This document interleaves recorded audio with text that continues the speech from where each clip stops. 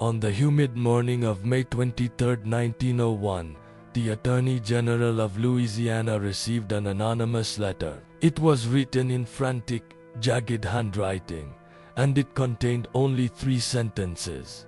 The spinster is not in California. She is beneath the floorboards, and she is no longer screaming. The letter referred to the Grand Blackwood estate, a sprawling mansion isolated deep in the bayou, owned by the reclusive and highly respected scientist, Dr. Percival Blackwood. For 20 years, the neighbors had whispered about the doctor's wife, Isabella, who had vanished overnight. The official story was that she had moved to the West Coast for her health, but the servants whispered a darker truth that she had never left the grounds. When the authorities arrived, Dr. Blackwood did not resist. He sat in his velvet armchair, sipping tea, trembling slightly. He simply pointed his cane toward a cellar door, a heavy oak barrier secured not with a simple latch, but with 3 industrial padlocks and a thick iron bar. The officers expected to find a prisoner. They expected to find a malnourished woman, perhaps tied to a bed. But as they sawed through the locks and swung the heavy door open, a stench hit them that made veteran officers retch. It wasn't just the smell of decay. It was the smell of a wild animal's den. The cellar was completely dark, the windows bricked up decades ago. As the police captain raised his lantern, the light fell upon a pile of rotting straw in the far corner. Something moved. It didn't stand up like a human. It scuttled backward, pressing itself into the damp stone wall. It had matted hair that reached the floor, skin so pale it was translucent, and fingernails that had curled into hardened, terrifying claws. But it was the eyes that stopped the officers' hearts. They were entirely black, dilated from 20 years of total darkness, reflecting the lantern light like the eyes of a nocturnal predator. One officer screamed, "That's not a woman." Dr. Blackwood, listening from the floor above, simply closed his eyes and whispered, "No, not anymore. Before we descend into the madness that transformed the socialite into a monster, we have to understand the love story that started it all. Because this didn't begin with hate. It began with an obsession to preserve beauty forever, an obsession that went terribly, biologically wrong. But be warned. The details of the Blackwood case were burned by the state police in 1905. We are reconstructing the story from the private diaries of the officers who were there. If you have the stomach for the truth, hit that subscribe button and ring the bell. We are about to open the door that should have stayed shut. To understand the creature in the cellar, we must meet Isabella roughly 22 years earlier. In 1879, Isabella was the envy of New Orleans. She was 22 years old, with skin like porcelain and a vanity that rivaled the queens of old Europe. But Isabella had a secret phobia that bordered on madness. She was terrified of time. She would spend hours staring at her reflection, searching for the faintest line, the smallest gray hair. To Isabella, aging wasn't a natural process. It was a disease, a rot that ate away at perfection. She famously refused to be photographed in direct sunlight, fearing it would reveal flaws that the naked eye couldn't see. Enter Dr. Percival Blackwood. He was not a popular man in the medical community. His peers at the university mocked him. While they were studying vaccines and bacteria, Percival was obsessed with regenerative biology. He spent his nights dissecting salamanders and axolotls, fascinated by their ability to regrow limbs and retain their youth. He believed that humans were biologically flawed, but that nature held the key to fixing us. He wasn't looking for a cure for the flu. He was looking for a cure for mortality. When they met, it wasn't a romance of passion. It was a transaction of obsessions. Isabella saw a man who claimed he could freeze time. Percival saw a willing subject to muse, who would do anything to remain beautiful. On their wedding night, Percival didn't give Isabella jewelry. He gave her a promise. He told her that he had isolated a compound from the glandular secretions of deeply aquatic reptiles, creatures that effectively never aged. He called it the Chrysalis Serum. The turning point came 2 years into their marriage. Isabella found a wrinkle. It was barely visible, a tiny crease near her eye, but it sent her into a hysterical rage. She locked herself in her room, refusing to eat, screaming that she was withering. Percival came to the door. He didn't offer comfort. He offered the needle, he warned her. He told her the serum was experimental. He told her that to stop the aging process, the body had to undergo a metabolic shift. He told her it would be painful. Isabella didn't care. She rolled up her sleeve. She didn't realize that by asking her husband to kill her mortality, she was also asking him to kill her humanity. At first, it was a miracle. The wrinkle vanished. Her skin took on a luminous, almost pearlescent quality. She felt stronger, faster. She threw extravagant parties, showing off her youthful vigor. The elite of New Orleans whispered that she had found the fountain of youth. But biology demands a price. You cannot stop the natural order without creating a monster. 6 months into the treatment, the side effects began. They weren't wrinkles, they were adaptations. Isabella began to complain that the sunlight hurt her eyes. She started craving raw meat, and her skin, once porcelain, began to secrete a thick, clear oil that smelled faintly of the swamp. She went to Percival, begging him to fix it. But Percival wasn't horrified. He was fascinated.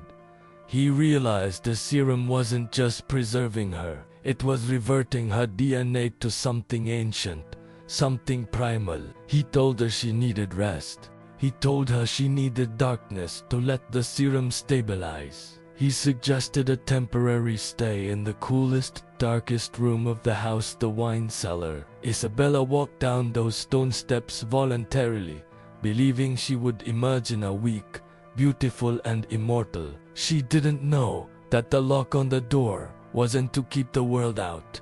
It was to keep the thing she was becoming. In Isabella was told the stabilization period would last 1 week, but a week became a month became a year. Upstairs, Dr. Blackwood began his campaign of deception. He forged letters in Isabella's handwriting, sending them to her family in California, claiming she was happy but too ill to travel. He fired the household staff and hired new servants who were deaf or mute, ensuring that the scratching sounds coming from beneath the floorboards would go unreported. Downstairs, the nightmare had begun. For the first year, Isabella screamed. She begged Percival to let her out. She cried that her skin was burning, that her bones felt like they were liquefying and reforming. Percival didn't unlock the door. Instead, he installed a viewing port, a thick pane of reinforced glass in the floor of his study, hidden under a rug. He would sit in his armchair for hours, staring down into the gloom, taking notes in his journal. His entries from 1883 described the subject's rapid biological divergence. He noted that Isabella had stopped walking upright. The serum, derived from amphibious creatures that live in high-pressure, lightless environments, was rewriting her anatomy. Her legs had atrophied, but her arms had elongated, allowing her to scuttle across the walls and ceiling like a gecko. She was losing her humanity, but she was gaining something else, something efficient. The diet was the next change. By 1885, Isabella refused cooked food. Percival noted that her digestive system had simplified. She required high-protein raw biomass. He started with raw steaks from the butcher, but soon, the hunger grew more aggressive. The turning point, the moment Dr. Blackwood truly became a monster, was recorded on June 4, 1886. He stopped buying meat. He started trapping stray cats and dogs from the bayou. He dropped them into the darkness alive. The servants later reported hearing terrible sounds coming from the cellar vent. Not the scream of a woman, but a wet, clicking sound, a chittering noise, followed by the squeal of an animal, and then ... silence. Isabella was hunting. The serum had activated dormant predatory traits. She no longer recognized Percival as her husband. To her, he was just the keeper, the source of the biomass.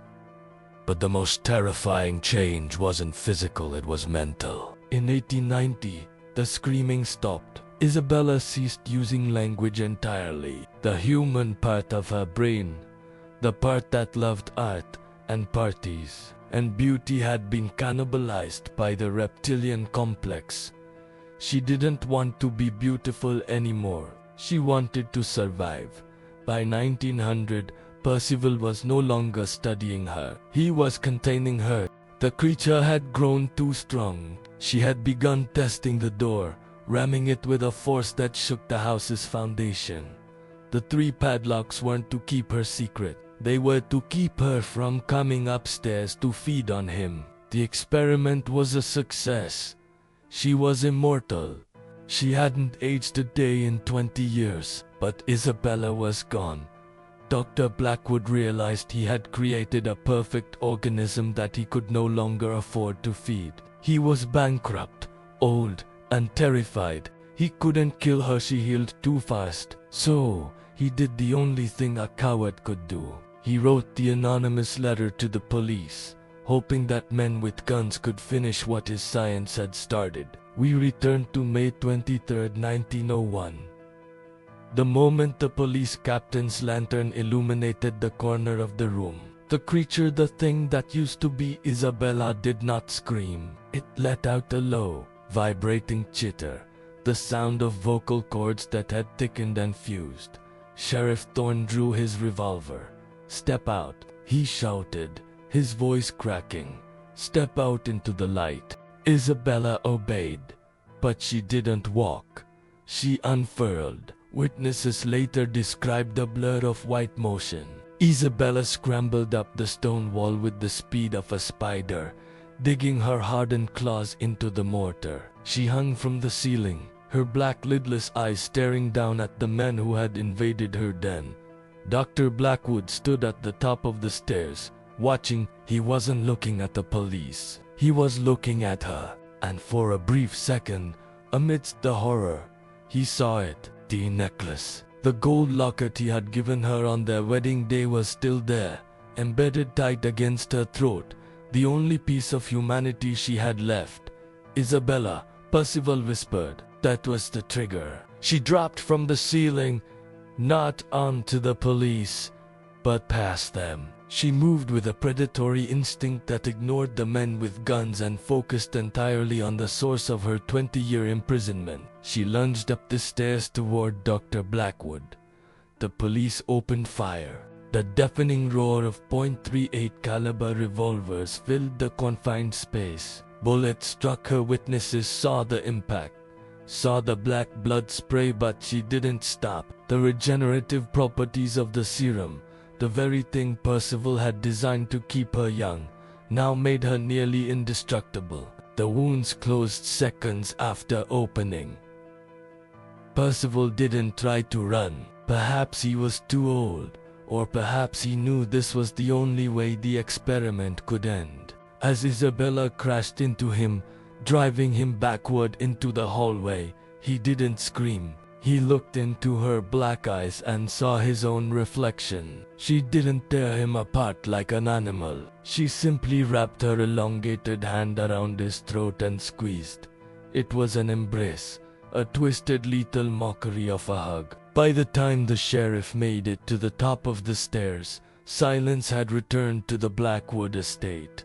Dr. Percival Blackwood lay dead in the hallway, his neck crushed, his face frozen in a look of terrified acceptance. But Isabella was gone. The front doors of the mansion were blown wide open, swaying in the wind. Muddy, clawed footprints led from the hallway, across the porch, and disappeared into the dense, murky water of the Louisiana bayou. They searched the swamp for 3 weeks. They brought in bloodhounds, but the dogs refused to track the scent. They whimpered and cowered, sensing a predator that wasn't natural. They never found a body. They never found a trace of Isabella Blackwood, but the locals will tell you that she didn't die. How could she?